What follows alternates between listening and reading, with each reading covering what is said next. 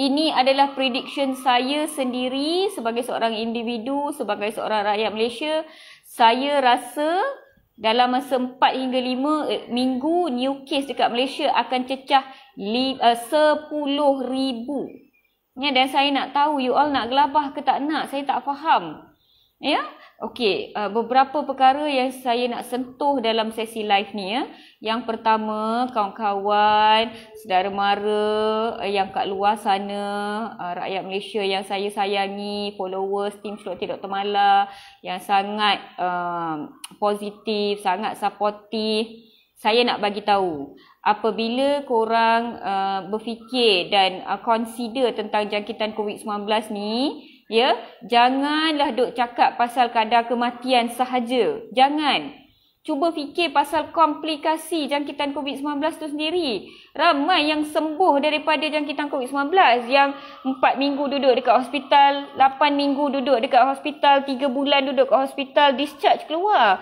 Dia tak masuk dalam mortality rate yang menakutkan kalian. Dia tak masuk dalam cerita yang yang menerukkan statistik Malaysia. Dia sembuh dan keluar, so dia dapatlah hijau kat situ, sembuh. Masalahnya dia sembuh dengan buah pinggang gagal, kena dialisis sepanjang hayat. Dia sembuh dengan paru-paru dah rosak, semput. Sejak daripada dia baik daripada COVID, dia dah tak boleh nak bernafas biasa dah, dia semput.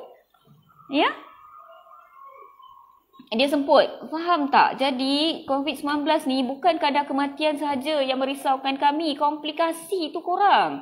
Ya, sekali dapat jangkitan tu, saya ada tengok orang-orang yang you all tahu tak long COVID tu apa? Saya dah lama dah berniat nak bebel pasal long COVID.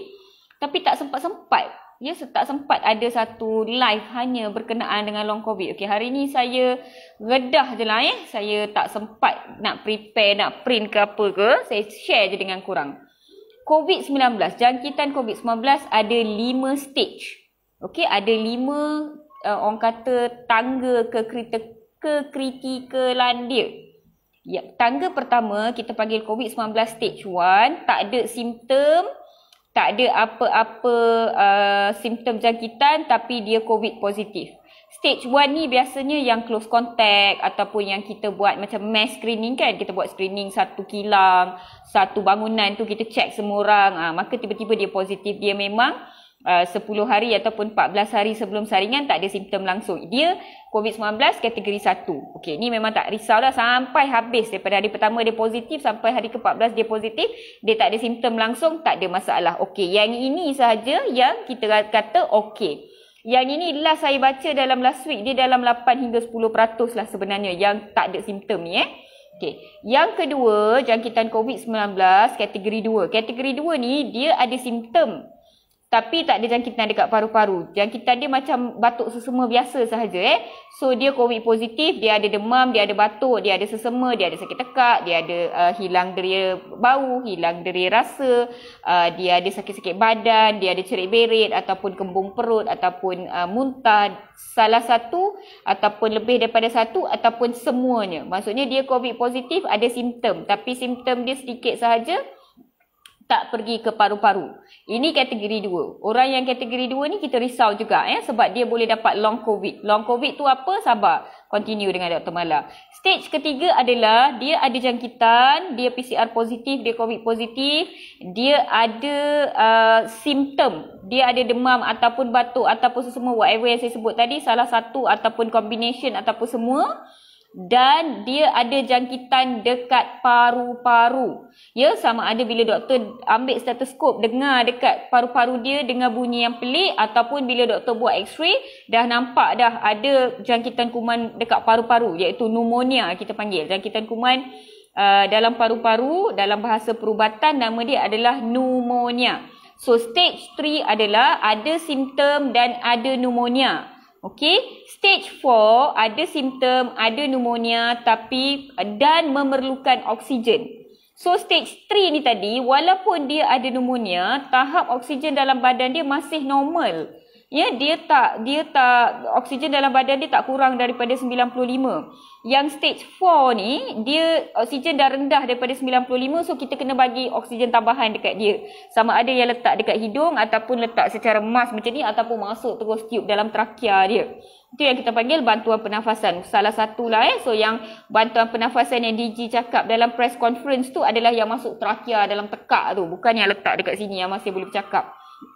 Okey, stage 4 adalah ada simptom, ada pneumonia, oksigen dah rendah, perlukan oksigen. Stage 3 tak perlukan oksigen.